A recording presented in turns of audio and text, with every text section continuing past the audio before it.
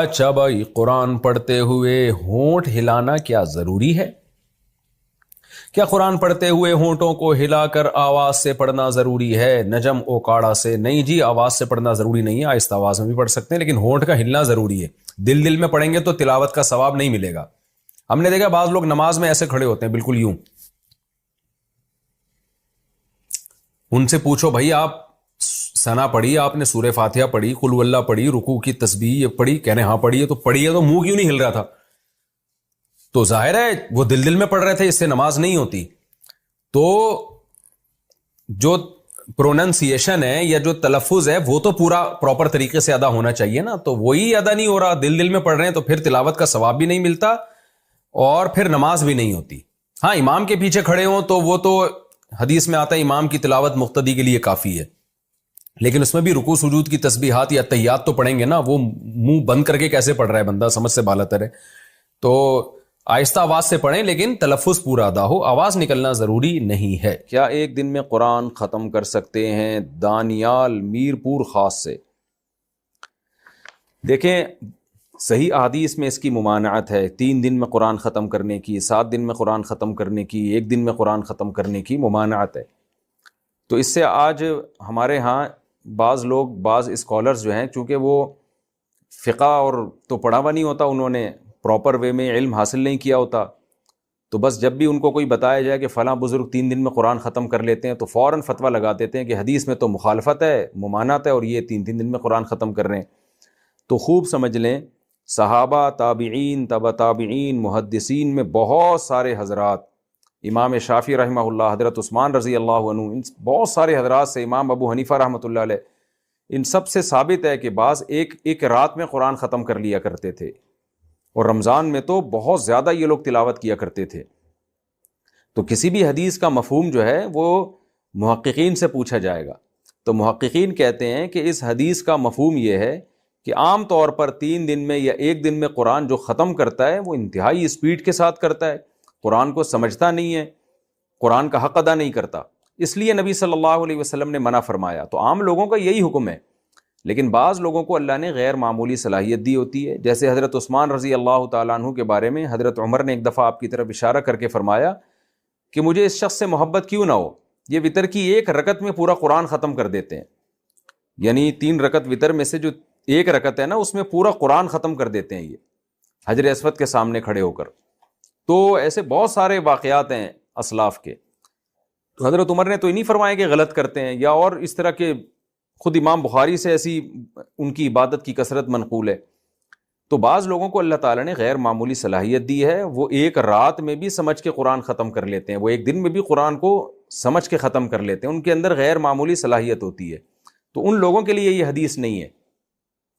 اور بعض لوگوں کے طور پر بطور کرامت کے اللہ تعالیٰ وقت کو لمبا کر دیتے ہیں، ایسے بھی بزرگوں کے بہت واقعات ہیں کہ کرامت کے طور پر اللہ نے ان کے 1 دن کو لمبا کر دیا۔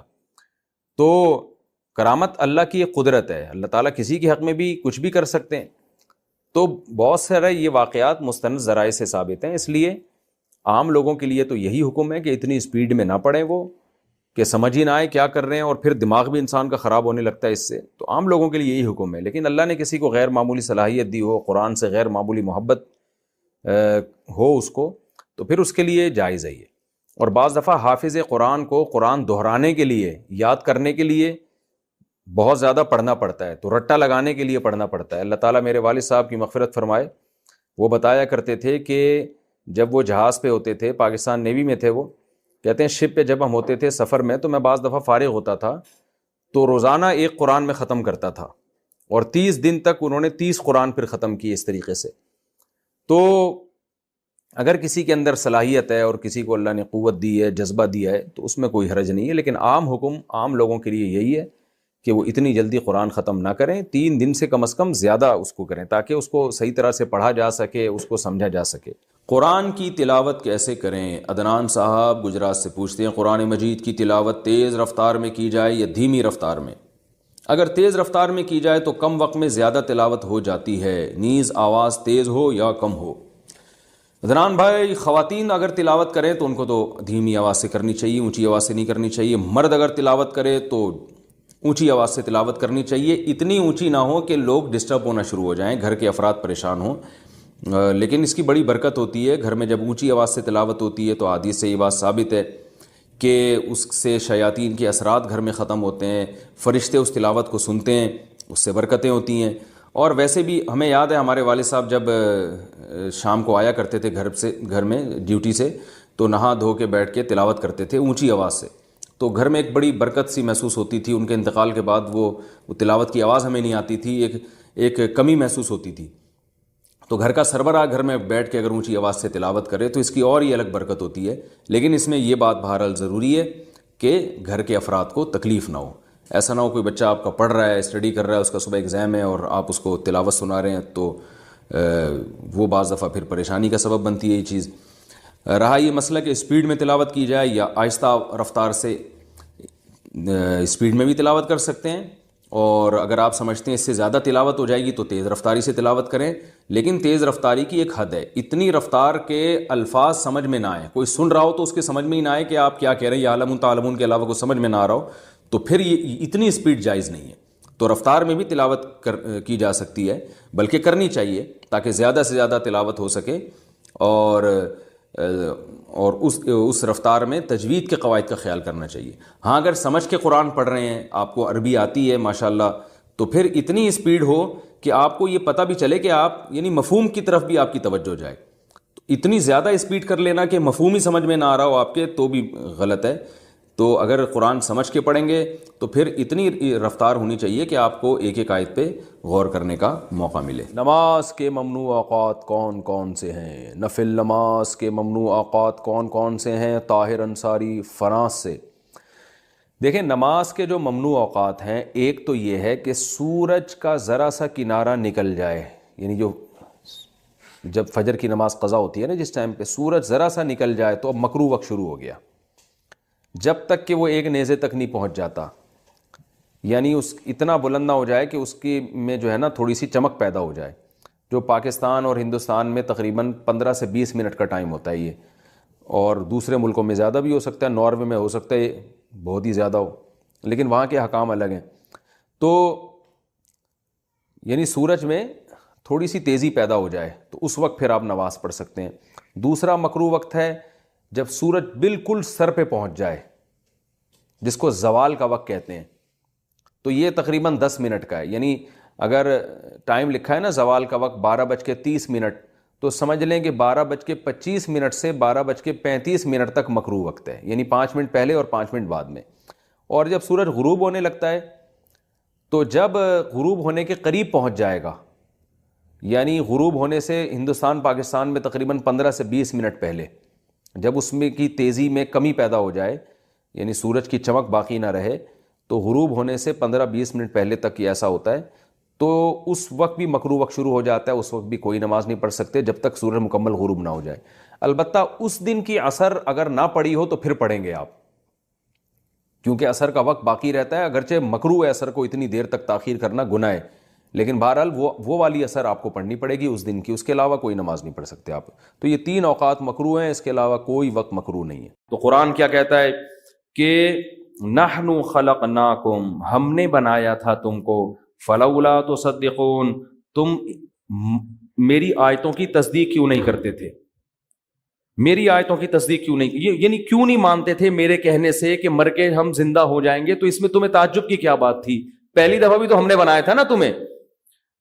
افرأیتم ما تمنون، اب اللہ اپنی قدرت کی دلائل لے رہا ہے کہ جو اس طرح بنا سکتا ہے وہ دوبارہ بھی بنا سکتا ہے۔ فرمایا افرأیتم ما تمنون، فرمایا بتاؤ یہ جو منی کا غلیظ قطرہ ہے، اانتم تخلقونہ، اس کو انسان تم بناتے ہو، ام نحن الخالقون، یا ہم بناتے ہیں؟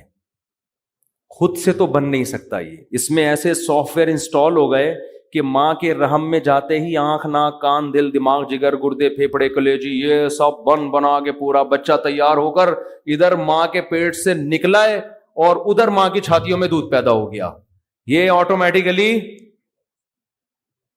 فطرت کو خود سے کہاں سے پتہ چل رہا ہے یہ پیدا ہو رہا ہے تو اب دودھ پیدا کر دو اس کے لیے؟ اسے کچھ بھی نہیں آتا، جو پیدا ہوا ہے دودھ پینے کا سلیقہ آتا ہے، بچہ پیدا ہوتے ہی ماں کی چھاتیوں کی طرف لپکتا ہے، اللہ کہتے ہیں یہ سارے کام تم کر رہے ہو یا ہم کر رہے ہیں؟ یعنی اللہ ڈورمین کو تو لفٹ ہی نہیں کرا رہے نا، کہ خود بخود تو اللہ کہتے ہیں ہو ہی نہیں سکتا. اب یا تو ہم کر رہے ہیں یا تم کر رہے ہو. تم تو کر نہیں رہے تو پھر کون کر رہا ہے؟ ہم کر رہے ہیں. تو جو منی کے ایک غلیظ قطرے میں دل، دماغ، جگر، آنکھ، ناک، گردے، پھیپڑے، کلیجی اور پمپنگ کرنے والا دل بنا سکتا ہے، وہ مٹی میں جانے کے بعد دوبارہ کیوں نہیں کھڑا کر سکتا تمہیں؟ فرمایا نحن قدرنا بینکم الموت وما نحن بمسبوقین، اور ہم نے تمہارے لیے موت کو بھی مقدر کر دیا، اور یاد رکھو ہم اس سے عاجز نہیں ہیں، علی ان نبدل امثالکم، کہ ہم تمہیں دوبارہ پیدا کر دیں. ابھی ہم اس سے عاجز، ہم تھکے نہیں ہیں، ہم کمزور نہیں پڑے ہیں. وَنُنْشِئَكُمْ فِي مَا لَا تَعْلَمُونَ، اور ہم تمہیں ایسی تخلیق میں پیدا کر سکتے ہیں جس کا تمہیں علم نہیں ہے. تمہیں تو اس کا بھی علم نہیں تھا، یہ تو تم نے دیکھ لیا تو کہہ رہے ہو ہاں ایسے ہو سکتا ہے. تو اللہ فرماتے ہیں تم تو اس کا بھی علم نہیں تھا، وہ تو ہم نے بتایا ہے. تو ایک اور طریقہ ہے جو ابھی ہم بتا نہیں رہے، بعد میں دکھائیں گے تمہیں، پھر تم کہو گے اچھا پتہ چلا ایسا بھی ہو سکتا ہے. تبھی تو قرآن کہتا ہے جب یہ جہنم کی آگ میں جلیں گے تو کیا کہیں گے؟ امتنا سنتین واحییتنا سنتین فاعترفنا بذنوبنا. اے اللہ 2 موتیں ہم نے اپنی آنکھوں سے دیکھ لی ہیں اور 2 زندگیاں بھی اپنی آنکھوں سے دیکھ لی ہیں. پیدائش سے پہلے بھی ہم مرے ہوئے تھے، کوئی حقیقت نہیں تھی، تو نے ہمیں زندہ کیا، ایک زندگی دیکھ لی ہم نے، پھر دوبارہ تو نے موت دی، ہم نے موت بھی دیکھ لی. اور ہمیں دوسری حیات کا یقین نہیں آتا تھا کہ جو موت سے زندگی دے کے دوبارہ موت دے سکتا ہے، کیا وہ دوبارہ بھی زندگی دے سکتا ہے؟ اس کا ہم انکار کرتے تھے. لیکن آج اپنی آنکھوں سے دیکھ کر ہم اعتراف کرتے ہیں کہ تو نے 2 مرتبہ مارا ہے اور 2 مرتبہ زندہ کیا ہے. فاعترفنا بذنوبنا، آج ہم اپنے جرم کا اقرار کرتے ہیں، معاف کر دے، مان لیا کہ تو دوبارہ پیدا کر سکتا ہے. ہم سائنسدانوں کی باتوں میں آ کے حماقت کا ارتکاب کر بیٹھے، ان کو پڑھا لکھا سمجھ کے پیغمبروں کو چھوڑ کر ہر چیز ان کمبختوں سے پوچھنا شروع کر دی ہم نے. فاعترفنا بذنوبنا، مان لیا ہم سے جرم ہوا ہے. فہل الی خروج من سبیل، اس آگ سے نکلنے کا کوئی راستہ ہو تو ہمیں بتا دے. اللہ کہتے ہیں اب نہیں نکالوں گا. بہت دنیا میں مہلت دی تھی، بہت لوگوں نے تمہیں سمجھایا تھا. 2 اینٹیں آپس میں اگر جڑی ہوئی ہوتی، تم نہیں مانتے تھے کہ یہ خود سے جڑ سکتی ہے. تم نے یہ کیسے مان لیا کہ پورے انگلیوں کے جوڑ خود سے جڑ گئے، آنکھیں کھوپڑی میں آ کے فٹ ہو گئیں، ان کے اوپر بھویں بن گئیں. پھر اتفاق سے وجود میں آتے ایک جنس بنتی نا، مرد الگ پیدا ہو رہے ہیں، عورتیں الگ پیدا ہو رہی ہیں، دونوں کی ایک دوسرے کی طرف اٹریکشن ہے، دونوں ایک دوسرے کی ضرورت ہے، ان کا ملاپ ایک الگ معاملہ ہے، اور اس کے نتیجے میں بچہ پیدا ہونا بالکل ایک الگ معاملہ ہے. دونوں کو آپس میں نے جوڑ دیا، اور ادھر بچہ پیدا ہو رہا ہے، ماں کی چھاتیوں میں دودھ پیدا ہو رہا ہے. پھر فرمایا وَجَعَلَ لَكُمُ السَّمْعَ وَالْأَبْصَارَ وَالْأَفْئِدَةَ، اس بچے کو آنکھ کان ناک دے کے پیدا کیا تاکہ وہ سیکھے. سیکھتے سیکھتے سیکھتے حتیٰ اذا بلغ اشدہ وبلغ 40 سنہ، 40 سال کی بھرپور جوانی کو پہنچ جاتا ہے وہ، پھر دوبارہ الٹا ہونا، دوبارہ بچپنا کی طرف جانا شروع کر دیتا ہے. اللہ فرماتے ہیں اتنا کچھ دیکھنے کے بعد بھی اگر میری قدرت کا یقین نہیں آیا تھا تو اب دیکھنے کے بعد اعتراف کرنے کا فائدہ نہیں ہے. تو اللہ نے قرآن میں کیا فرمایا؟ علمتم النشأۃ الاولی، فرمایا تم پہلی مرتبہ پیدا کرنا دیکھ چکے تھے، پہلی مرتبہ تم اپنی آنکھوں سے دیکھ چکے تھے کہ ایسے پیدا ہو رہے ہیں، حالانکہ یہ عقل میں آنے والی بات نہیں ہے. فلولا تذکرون، تو تمہیں نصیحت کیوں نہیں ہوئی تھی؟ دیکھو اگر ہم میں سے ہر شخص کروڑوں سال کے بعد پیدا ہوتا نا، اور ہماری عمریں کروڑوں سال ہوتی، ہمیں یاد ہی نہ ہوتا کہ کیسے پیدا ہوئے تھے، تو ہم کہتے شاید کوئی اتفاق ہو گیا ہو. شاید کیا ہو گیا ہو؟ اتفاق. تو ڈارون صحیح کہتا تھا کہ بھائی وہ کروڑوں سال میں کوئی آیا تھا تو وہ اب یہاں تک پہنچے، تو ہمیں اتنا پرانی باتیں یاد ہے نہیں، اور اس وقت ہمارا دماغ بھی کنسٹرکشن کے مراحل سے گزر رہا تھا، اس میں ڈینٹنگ پینٹنگ کا کام ہو رہا تھا، تو ہمیں یاد نہیں. اب ہم مکمل ہوئے ہیں تو پتہ نہیں. اللہ کہتے ہیں ایسا نہیں ہے، تم تو اپنی پیدائش کو جانتے ہو کیسے ہوئی ہے، پانی سے ہوئی ہے، پانی سے ہوئی ہے. یہ پانی ماں کے رحم میں گیا. پہلے ماں روٹی کھاتی تھی، خون بنتا تھا، اب ماں روٹی کھا رہی ہے، اس روٹی سے بچے کی آنکھ اگنا شروع ہو رہی ہے، ناک اگنا شروع ہو رہی ہے، دل اگنا شروع ہو رہا ہے، دماغ اگنا شروع ہو رہا ہے. ہر چیز جیسے پودا ہے نا، قرآن کہتے ہیں انبتکم من الارض نبا، ایسے اللہ انسان کو اگاتا ہے جیسے پودے اگتے ہیں. ایسے پورا بچہ اگ کے تیار ہو جاتا ہے، اس کی جڑیں ماں کے رحم میں لگی ہوئی ہوتی ہیں، چپکی ہوئی ہوتی ہیں. تو اللہ فرماتے ہیں وَلَقَدْ عَلِمْتُمُ النَّشْأَةَ الْأُولَىٰ، تم تو پہلی مرتبہ پیدا کرنا تم نے دیکھا ہوا ہے، فَلَوْلَا تَذَكَّرُونَ، تو تمہیں پھر نصیحت کیوں نہیں ہوئی؟ پھر کیسے کہہ دیا کہ ہماری کھوپڑی میں نہیں آتا کہ مر کے زندہ ہوں گے؟ یہ تو دیکھ چکے ہو تم اپنی آنکھوں سے. آگے اللہ فرماتے ہیں أَفَرَأَيْتُم مَّا تَحْرُثُونَ، اچھا چلو تم ہو سکتا ہے اپنی پیدائش بھول گئے ہو کہ یار ہم پتہ نہیں کیسے پیدا ہوئے ہوں گے، اب تو 20 سال 30 سال 40 سال پرانی بات ہے. اللہ فرماتے ہیں آؤ ایک اور مثال دیتا ہوں. وہ بیج تو تم زمین میں ڈالتے ہو، اس بیج میں دیکھو کیسی انسٹالیشن ہوئی ہوئی ہے یار. ایک بیج خدا کی قسم اتفاق سے وجود میں بولو نہیں آ سکتا. کوئی کہنا کروڑوں سال میں یہ ایک ایسا بیج وجود میں آ گیا ہے کہ زمین میں ڈالو گے تو اگ کے دوبارہ آم پیدا ہو جائیں گے اس سے.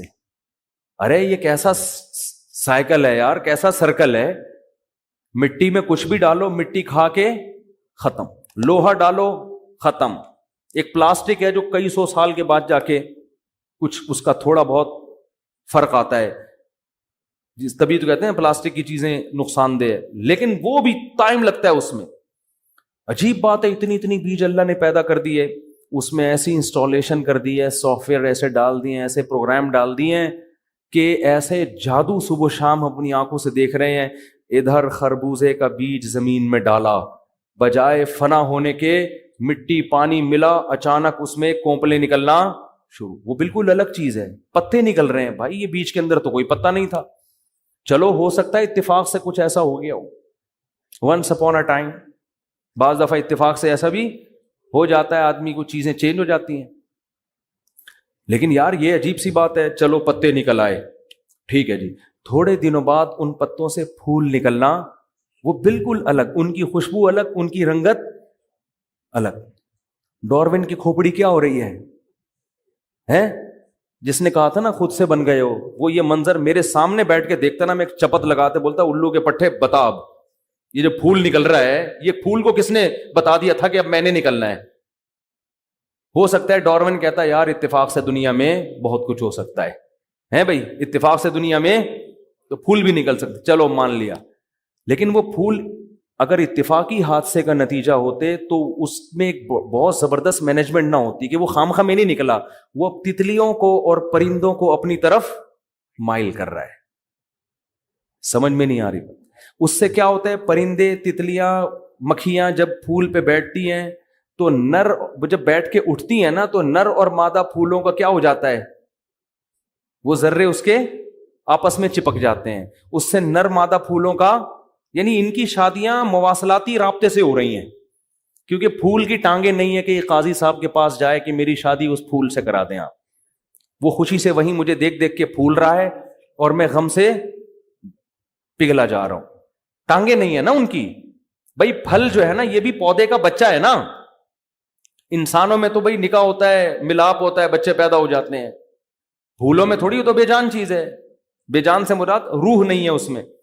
تو قدرت نے کیا کیا، پھول پیدا کیا. وہ پھول تتلیوں کو اپنی طرف مائل کرتے ہیں. تتلیوں کے حاشیے خیال میں بھی نہیں ہوتا کہ قدرت ہم سے انسان کی غذا کا بندوبست کروا رہی ہے. قدرت ہم سے کیا کام لے رہی ہے. تتلیاں انجوائے کر رہی ہیں پارک میں، وہ سمجھتی ہیں بھائی پھول آ رہے ہیں، ادھر سے اٹھو ادھر سے، وہ جھوم رہی ہیں. ان کو نہیں پتا کہ اگر ہم یہ کام چھوڑ دیں انسان بھوک اور قحط سے بولو ہلاک ہو جائے. خربوزے پیدا ہونا بند. تو ڈاروین بیٹھا ہوا ہے ابھی میرے پاس، وہ سارا منظر بولو دیکھ رہا ہے. تو پھر کیا ہے کہ وہ تتلیاں اڑ کے ادھر سے ادھر ادھر سے ادھر، ان کو نہیں پتا کہ اس سے نر اور مادہ پھولوں کی آپس میں شادی ہو رہی ہے. وہ جو ذرے ہوتے ہیں نا، اور اس شادی کے نتیجے میں کچا سا پھول جھڑ جاتا ہے اور پھر پیچھے کچا سا پھل. میں کہہ سکتا تھا یار اتفاق سے ہوا ہوگا، لیکن وہ جب پھل بڑا ہوتے ہوتے ہوتے ہوتے اتنا بڑا ہوتا ہے تو پھر اس کا رنگ تبدیل ہونا شروع، اور تھوڑے دنوں میں وہی کمبخت خربوزہ جو میں نے کاٹ کے زمین میں بولو ڈالا تھا، اور اس جیسے ہزاروں خربوزے، اور ہر خربوزے میں ایسے کروڑوں بیج، جو جن میں سے ایک بیج میں نے زمین میں ڈالا تھا, کروڑوں سال گزر گئے, یہ چکر ختم ہونے کا نام نہیں لے رہا.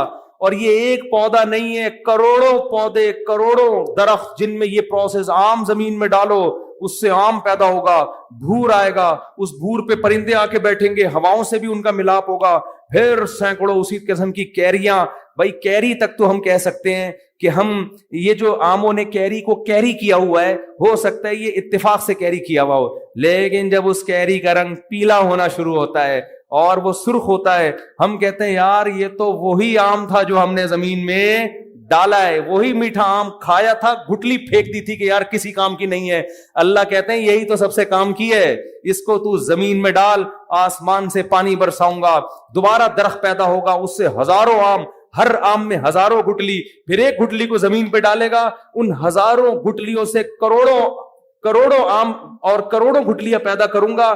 بچے پیدا ہونے کی اسپیڈ اتنی نہیں ہوگی جتنی آم کی گٹلیاں اور ان کے پھل پیدا ہونے کی اسپیڈ ہے, یہ بتانے کے لیے کہ دنیا کبھی بھی قحط سے ہلاک ہونے والی نہیں ہے. آبادی کی کثرت کی اسپیڈ کم ہے, اور ان کے لیے جو اللہ طرح طرح کے غذائیں پیدا کر رہا ہے, ان کے پیدا ہونے کی اسپیڈ ان سے کروڑہ گنا زیادہ ہے.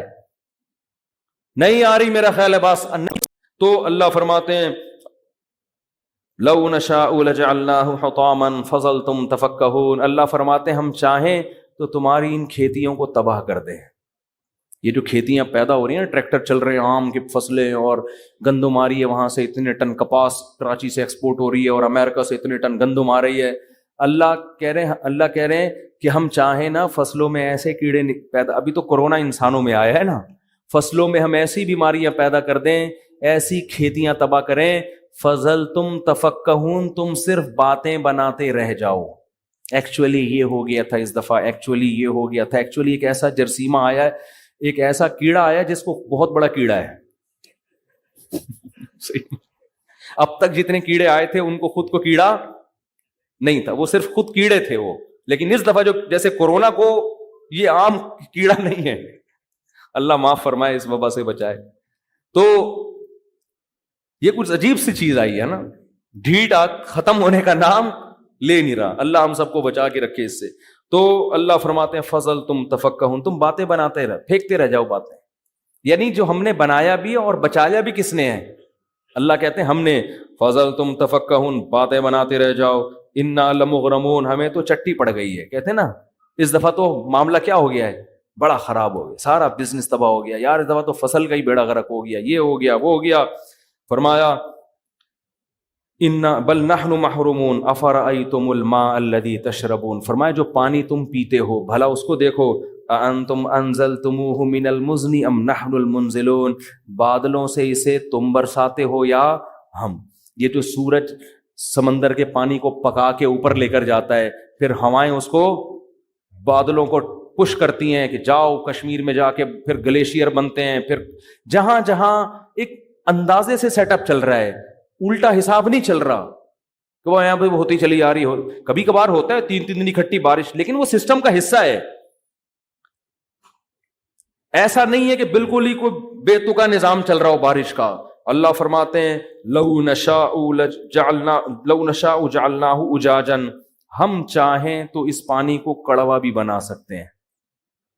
یہ تو ہماری قدرت ہے کہ نمک نیچے رہ جاتا ہے اور میٹھا پانی اوپر, اور پیور پانی جا کے برستا ہے. ہم چاہتے تو نمک سمیت اس پانی کو ہم اوپر اٹھائیں اور تمہارے اوپر سمندروں کے کڑوے پانی برسیں. لو نشاء جعلناہ اجاجا فلولا تشکرون, تو تم شکر ادا کیوں نہیں کرتے. افرأیتم النار التی تورون, پہلے زمانے میں درختوں کو رگڑ کے آگ لگایا کرتے تھے, اس وقت یہ بارود دریافت نہیں ہوا تھا. ہم نے دیکھا ہے تنزانیہ کے جنگلات میں ابھی بھی وہاں کے لوگ ہیں نا, میری ایک ویڈیو پڑی ہوئی ہے, میرا چینل ہے مفتی طارق مسعود اسپیچز, اس پہ تنزانیہ کے جنگلی لوگوں کی ہم نے ایک چھوٹی سی, میں نے اپنی خود ڈاکیومنٹری بنائی ہے. مجھے ڈر تھا مجھے ہی کاٹ کے کہیں کھا نہ جائیں. ہم جب وہاں تنزانیہ گئے نا تو ہمارے ساتھ ایک ہمارے پٹھان دوست تھے وہیں کے مقامی, تو وہ اردو بھی جانتے تھے اور اس قوم کی انہوں نے کسی حد تک زبان بھی سیکھی ہوئی تھی ان کو تبلیغ کرنے کے لیے. بہت سے لوگوں کو انہوں نے تبلیغ میں بھیج کے مسلمان بھی کر دیا تھا, بڑا کام کر رہے تھے ماشاءاللہ. تو ہم جب وہاں گئے تو وہ ڈنڈے لے کے آ کے ناچنا شروع کر دیا انہوں نے, اور ان کے وہ بقدر ضرورت چیزیں 2-3 ان کے جسم پہ، اور ایسے جنگلی لوگ کھڑے کھڑے جانور کا خون پیتے ہیں اور شیر سے لڑتے ہیں. شیر شکار کرے گا، ہرن کو پکڑا ہے تو شیر سے کھینچ کے لے آئے. حلال حرام کی کوئی تمیز، خون پیتے ہیں، گوشت کھاتے ہیں، مردہ جانور کا گوشت، بالکل جنگلی ٹائپ کے لوگ. تو میں جب گیا، اچھا ان کی عورتیں سر منڈاتی ہیں، ٹنڈ. تو وہاں مجھے کسی نے کہا یہ 20 عورتوں سے بھی شادیاں کرتے ہیں. تو میں نے کہا یہ عجیب سر نا، بیچارے اللہ ان کو نیک بنائے، ہدایت کی توفیق دے، لیکن عجیب ان کے گھروں کا نظام بڑا گندا. یعنی اندر گئے، بلی بیٹھی ہوئی ہے، وہیں وہ بلی نے سب کچھ کیا ہوا ہے، ادھر ہی مٹی پہ گھر ہے ان کا، کوئی صفائی ستھرائی نہیں ہے. تو جب ہمیں دیکھا نا تو چاروں طرف سے گھیر لیا اور اچھلنا شروع کر دیا. تو میں نے کہا آج لگتا ہے کہ یہ تکے بنا کے کھائیں گے. میں واقعی تھوڑی دیر کے لیے ڈر گیا تھا، لیکن ایک تسلی تھی کہ بھائی پہلے ان کے بنیں گے بعد میں ہمارے. تو وہ اچھل رہے، کود رہے، پتہ نہیں کیا کر رہے تھے. تو یہ بات کہاں سے آئی؟ ہاں، تو وہ کیا کرتے ہیں، انہوں نے ہمیں بتایا کہ درخت کی لکڑیوں کو ایسے رگڑ کے نا آگ جلا کے دکھائی انہوں نے. تو اللہ نے انسان کے فائدے کے لیے شروع سے بیسک چیزیں پیدا کی ہوئی ہیں، کیونکہ آگ تو ہمیشہ سے ضرورت ہے نا. تو درخت ایسے پیدا کیے جس کو رگڑ کے آگ، حالانکہ درخت تو پانی ہوتا ہے اس میں، اس سے تو آگ کا کانسیپٹ ہی نہیں ہے، لیکن انسان کی ضرورت کے لیے اللہ نے پیدا کیا. تو اللہ بتا رہے ہیں افرأیتم النار الذی تورون، بھلا جس جو آگ تم اگاتے ہو، اانتم انشأتم شجرتها ام نحن المنشئون، بتاؤ اس کے درخت کو تم نے پیدا کیا ہے یا ہم نے. ہمیں پتا تھا انسان کو آگ کی ضرورت رہے گی، جنگلوں میں بھی، ہر جگہ بھی، تو ہم نے ہر جگہ ایسے درخت پیدا کر دیے جن کو جلا کے تم آگ پیدا کرو. آگے بڑے سخت الفاظ ہیں، فرمایا نحن جعلناها تذکرہ، یاد رکھو اس آگ کو ہم نے متاعا للمقوین، جیسے لوگوں کے فائدے کے لیے پیدا کیا ہے، یہی آگ لوگوں کی نصیحت کے لیے بھی ہے. کیا مطلب؟ جہنم کی آگ بھی اسی کی جنس میں سے ہوگی. تو اس آگ کو دیکھ کر تم صرف فائدہ نہ اٹھایا کرو، بلکہ اس آگ کے قریب اپنا ہاتھ لے جا کے اس کی تپش محسوس کر کے سوچا کرو کہ دنیا کی آگ کی یہ حالت ہے، تو نافرمانی پر آخرت میں جو آگ ملے گی اس کی حیثیت، اس کی کیفیت کیا ہوگی. تو فرمایا یہ اس نصیحت کے لیے بھی ہے کہ میری سزا اور میرا عذاب ایسا ہے. تو اللہ نے اس میں اہل جنت کے حالات بھی بیان کیے، اہل جہنم کے بھی. تو بھائی خوش قسمت انسان وہ ہے جو گناہوں سے توبہ کر لے. بہت آسان ہے، کوئی زیادہ ٹینشن والا کام نہیں ہے. قرآن کہتا ہے ان تجتنبوا کبائر ما تنہون عنہ، اگر تم بڑے بڑے کبیرہ گناہوں سے بچ جاؤ گے، نکفر عنکم سیئاتکم، چھوٹی موٹی خطائیں معاف کر دوں گا. آج بڑا مسئلہ یہ ہے کہ جو دین پر آتا ہے یا تو وہ وہمی ہو جاتا ہے، واش روم میں بیٹھا ہے تو پولیس بھیجنی پڑے گی اس کو نکالنے کے لیے، پاک ہو گیا نکل آ باہر. حقیقت ہے، میرے وہمی نمبر 37 کے نام سے بھی میرے پاس 36 کے نام سے بھی سیو ہے. یہ ہیں پاگل ہوئے ہیں. یہ اتنا نہیں ہے دین مشکل یار، استنجا کرو نکلو پتلی گلی. کہہ رہے نہیں چھیٹ پڑتی ہے، یوں ہوتا ہے، یوں ہو جاتا ہے، ایسا نہ ہو یہاں لگ جائے تو پھر آگ چھوئے گی قیامت کے دن. وضو نہیں ہو رہا لوگوں کا. یہ صحیح حدیث ہے کہ وضو میں بال برابر کی جگہ بھی خوش رہ گئی تو حدیث میں آتا ہے جہنم کی آگ چھوئے گی اس کو، کیونکہ وضو نہیں ہوگا، نماز نہیں ہوگی. نماز چھوڑنا تو پھر جہنم میں جانے کا ذریعہ. لیکن وہ آرام سے ہو جاتا ہے. ہمارے نبی بھی تو ایسے آرام سے وضو کر لیتے تھے. یہ تو نبی نے اس لیے بتایا تاکہ ادھورے وضو نہ کیا کرو کہ آدھا منہ دھویا آدھا چھوڑ دیا، آدھے بازو دھویا آدھا چھوڑ دیا. اس کا مطلب وہمی بنانا تھوڑی ہے. بیٹھا ہے وضو خانے پہ، پتہ نہیں گھنٹے گھنٹے ریگمال سے رگڑائی کر رہا ہے پورے نل کے کھول کے اور یوں کر کے، یہ نہیں دیکھ رہا کہ اسراف کا کتنا گناہ ہو رہا ہے. ایک آدمی نے زنا کیا، اللہ بچائے، حرام بچہ پیدا ہو گیا. کسی نے کہا کہ ابے کمبا جب زنا ہی کرنا تھا تو ایسے طریقے سے کرتا کہ بچہ تو پیدا نہ ہوتا. کہتے ہیں نسل روکنا مکروہ ہے. نسل روکنا اسلام میں کیا ہے؟ ابے تو یہ جو تو کر رہا ہے یہ کیا ہے؟ یہ مکروہ. اتنا سری زنا کر رہا ہے اور بچہ روکنا کیا کہتے ہیں اسلام میں کیا ہے؟ مکروہ، ناپسندیدہ عمل. تو یہی ہو رہا ہے، وہ جو اسراف ہو رہا ہے، گھنٹوں گھنٹوں وضو کا پانی برباد ہو رہا ہے، اس پہ جہنم کا خطرہ نہیں ہے اس کو. اور یہ ہے کہ اگر یہ خوش رہ گیا تو کیا ہوگا. تو وہمی بنے ہوئے ہیں، وہمیوں سے نکلیں، کبیرہ گناہوں کو چھوڑ دیں، بس جنت ہے انشاءاللہ۔ کبیرہ کیا ہے؟ سب سے پہلے نماز کا جان کر قضا کرنا، داڑھی کاٹنا بھی معذرت کے ساتھ کبیرہ گناہ میں داخل ہے، سود کھانا، رشتہ داری توڑنا، بشرطے کہ وہ بہت زیادہ برا سلوک نہ کر رہا ہو۔ اگر آپ نے جوڑنے کی کوشش کی پھر بھی کم بخت نہیں جوڑ رہا، پھر چھوڑ دو اس کو اپنے حال پہ، پھر گناہ نہیں ملے گا۔ اپنی طرف سے پوری کوشش جوڑنے کی کرو۔ ماں باپ کو ستانا، کبھی کبھار اونچ نیچ ہو جاتی ہے، بار بار ہو رہی ہے، پھر یہ ٹھیک نہیں ہے۔ باپ سے اگر نہیں بنتی نا، ہر وقت کی چک چک الگ رہ لو۔ جب لڑکا جب بالغ ہو جاتا ہے، شادی ہو جاتی ہے، تو ابا کے ساتھ رہنا فرض نہیں۔ بعض دفعہ ایسے ہوتا ہے کہ واقعی ابا ہی تھوڑے سے ٹیڑھے دماغ کے ہوتے ہیں، وہ بچے کو جینے ہی نہیں دیتے، وہ جب بھی گزریں گے کچھ نہ کچھ ہوتا ہے یہ بعض دفعہ۔ تو بجائے باپ سے بدتمیزی، اونچی آواز سے بات، اس کی حق تلفی، پتلی گلی سے نکل لو، شادی کر کے الگ رہو، ابا سے خیریت پوچھتے رہا کرو، لڑو نہیں، اونچی آواز سے باپ کے سامنے بات مت کرو۔ کبیرہ گناہ ہے۔ قتل کرنا کبیرہ گناہ، شراب پینا بولو کبیرہ گناہ۔